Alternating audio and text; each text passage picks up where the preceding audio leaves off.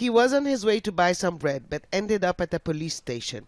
16-year-old Mohammed Satel, a Palestinian Israeli, still doesn't know why. The moment he was detained was caught on video.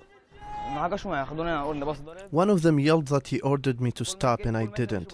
Then they dragged me and started hitting me. Each time they asked a question, they wouldn't let me answer. They would just hit me.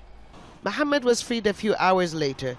His is just one story of many young Palestinians living in Israel being detained, often randomly, in what is called Operation Law and Order. But for the Palestinians, it's more an operation of intimidation. Just a few days ago, police paraded here in Jaffa giving traffic tickets to Palestinians mostly. The port city on the suburbs of Tel Aviv has been on edge ever since protests in support of Palestinians in Sheikh Jarrah and occupied East Jerusalem took place. And in many ways, Palestinians here share the same plight, with many families also facing forced expulsion.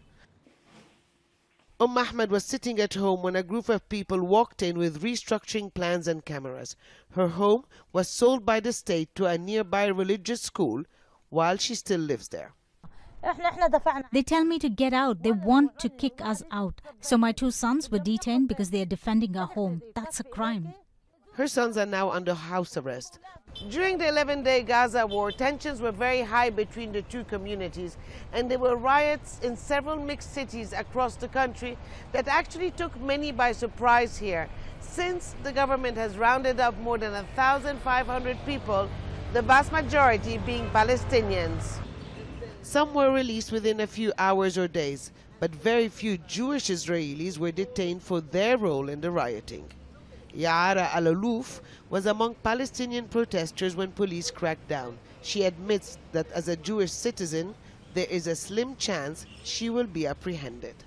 I've never seen something like that here. In the past weeks, I've been constantly in the streets. I didn't see any Jewish person being detained in the same standards. I mean, you see people on a bike without helmet, and if they're Jewish, they just go by, and if they're Palestinians, they're detained. For Abed Abu Shahada, there is a concerted effort aimed at Palestinians wherever they are.